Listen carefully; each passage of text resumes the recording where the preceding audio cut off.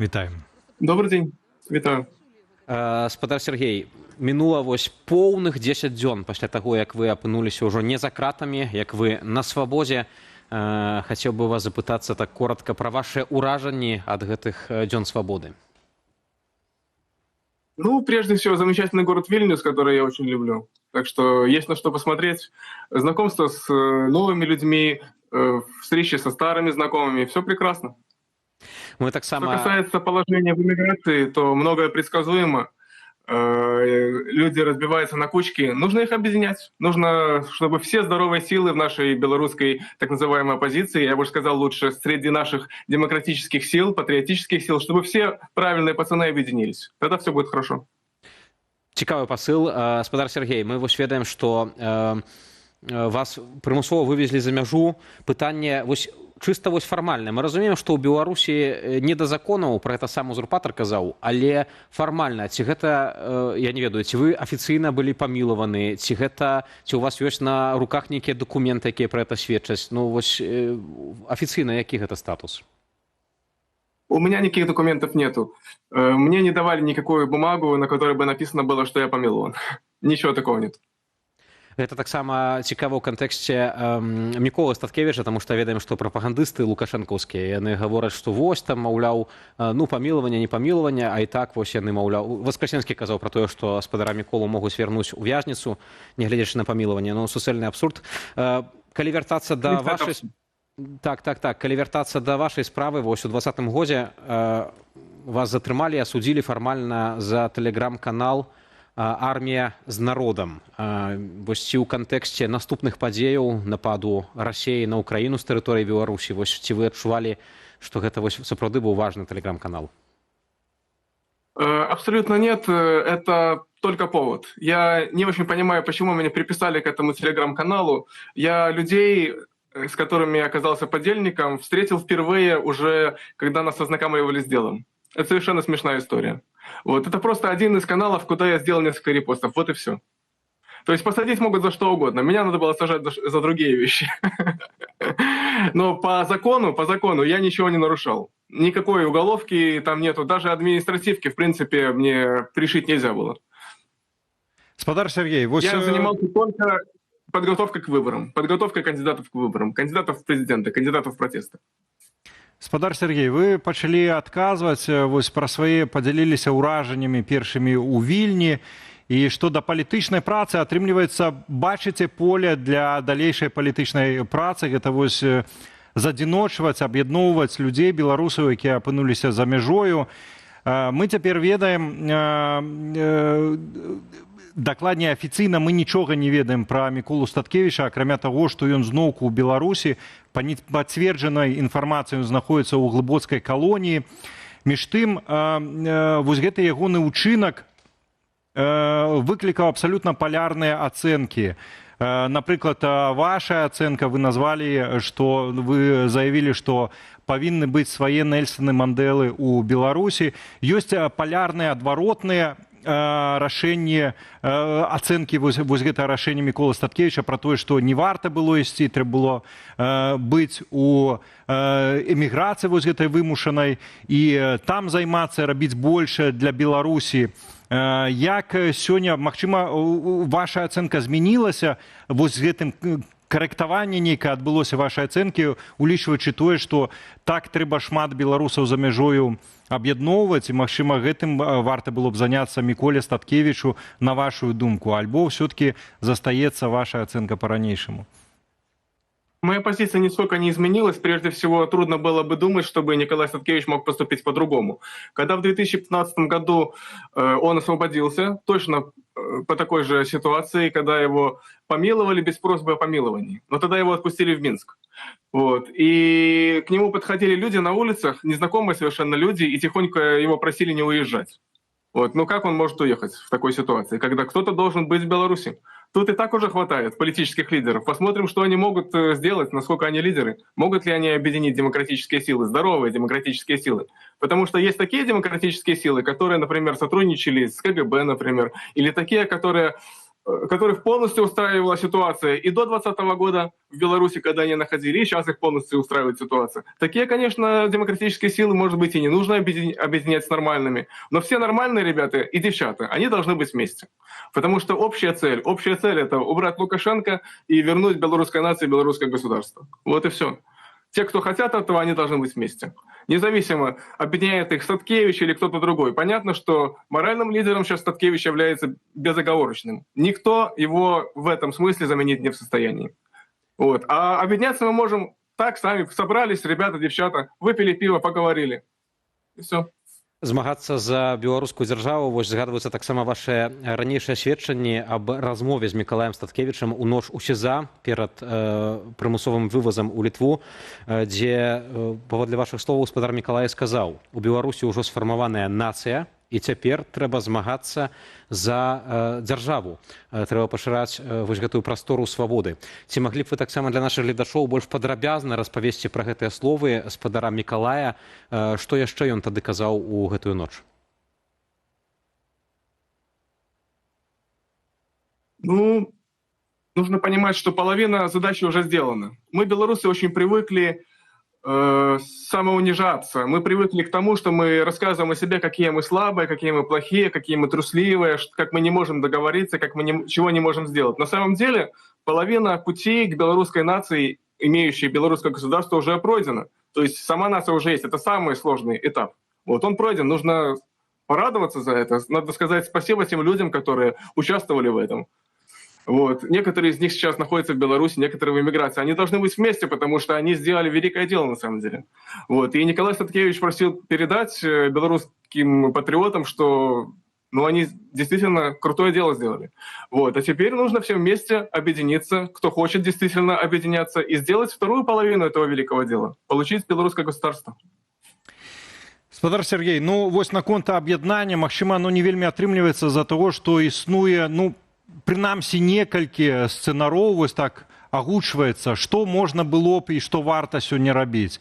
Адны кажуць пра тое, што трэба папросту чакаць в акно магчымасцяў і рыхтавацца вось там на будучню. Хтосьці кажа пра тое, што сёння трэба падтрымліваць, напрыклад, беларускіх добраахвотнікаў, рыхтаваць мілітарныя структуры ў іншых краінах для того, каб заходзіць у Беларусі, непасрэдна браць уладу ў свае рукі. Самыя розныя сцэнары. Хтосьці спадзяецца на людзей унутры Беларусі, хтосьці на дапамогу заходніх дзяржаваў.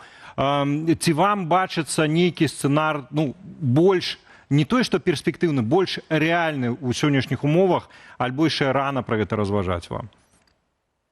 Я считаю, что то, что вы назвали, и то, и другое, это вполне адекватно, и все пристойные люди должны двигаться и в том, и в другом направлении. Кому-то одно ближе, кому-то другое. Кто-то должен поддерживать белорусских добровольцев и создавать, как Пилсудский создавал в свое время польских легионеров, так должны создаваться и белорусские легионеры, готовые впоследствии, как Шарль де Голль вошел в Париж с американскими танками, такие именно французские войска вошли в Париж на американских танках. Так и белорусские войска когда-нибудь, возможно, будут входить в Минск на каких-то немецких или еще каких-нибудь танках, именно белорусские. Для этого нам нужны добровольцы. Да, есть и другие варианты.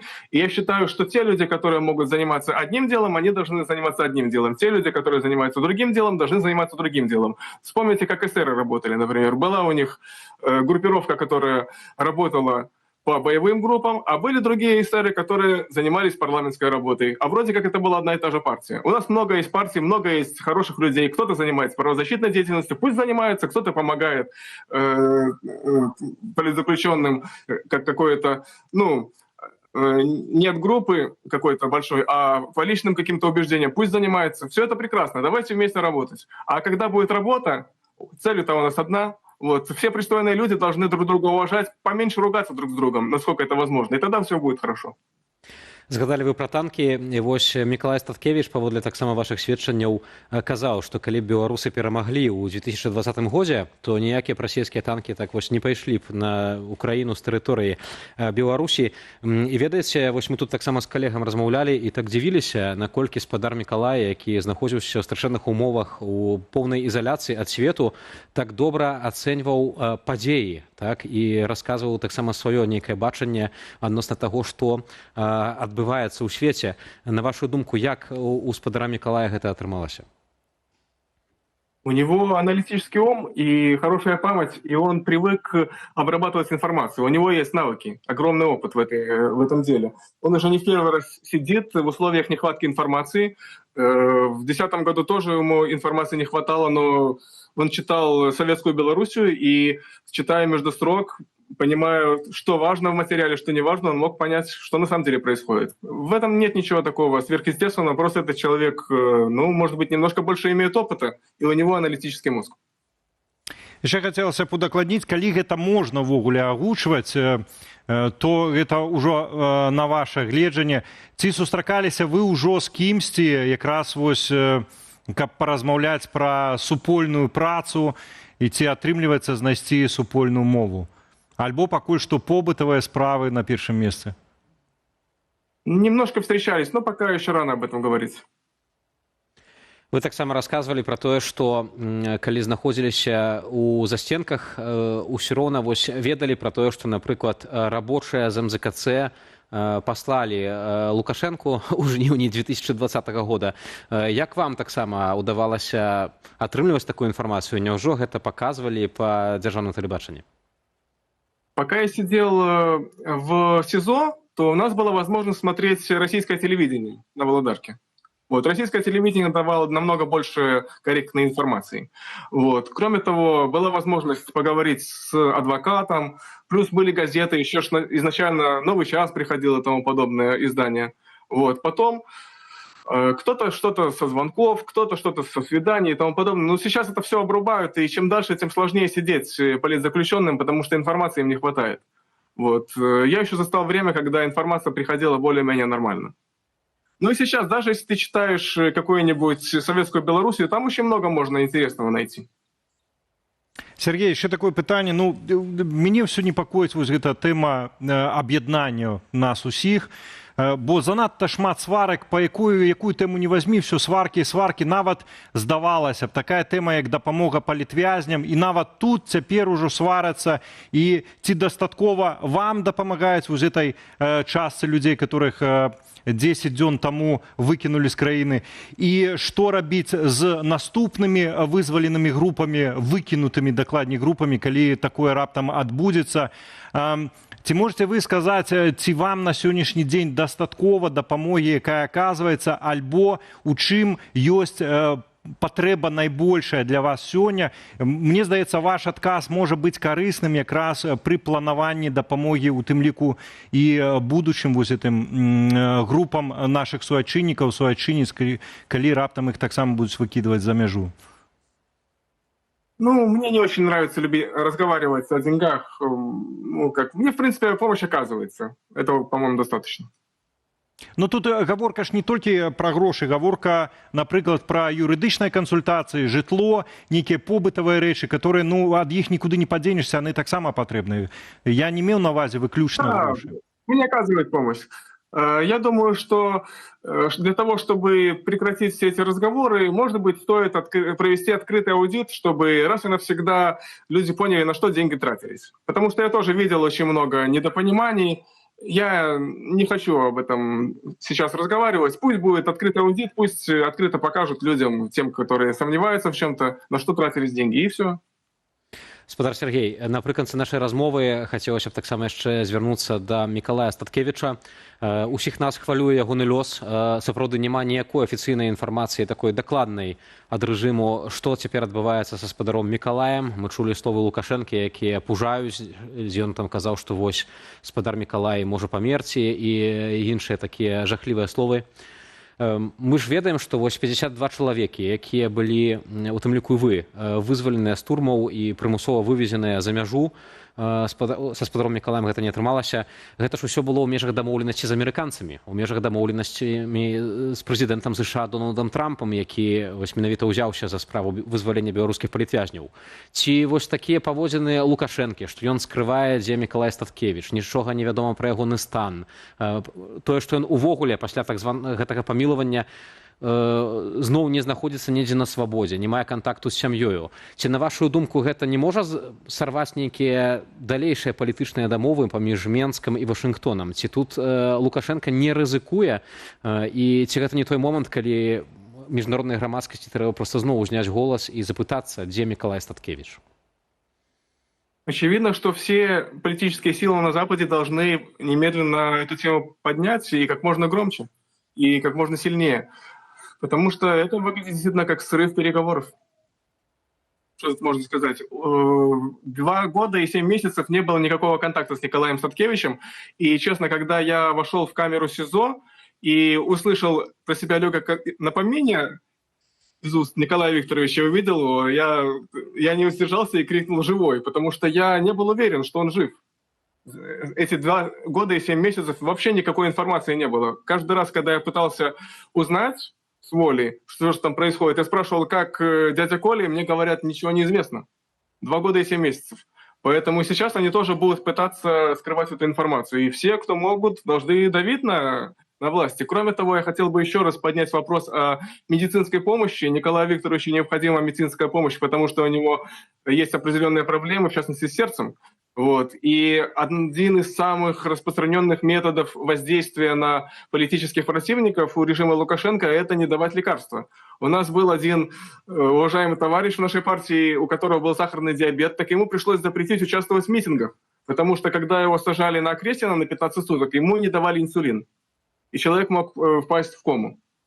Вот, поэтому то же самое вполне возможно сейчас пытаются сделать с Николаем Статкевичем, что не давая ему лекарства, например, для того, чтобы вынудить его на какие-то шаги в сторону сближения с режимом Лукашенко. Нужно давить на них всеми возможными методами, чтобы этого не случилось. Спадару Сергею, дзякуй вялікі вам за сённяшнюю размову. Як вядома, усе самыя чорныя злачынствы адбываюцца пры нашым маўчанні і абыякавасці, таму дзякуй вялікі вам таксама за заклікі да дзеянняў, а таксама за заклікі да задзіночвання і каб мы перасталі ўсе сварыцца між собку. Дзякуй вялікі вам. Гаспадарству хочу нагадаць, Сергей Спарыш, актывіст партыі «Народная грамада», былы палітвязень, паплечнік Міколы Статкевіча, быў з намі на відэасувязі.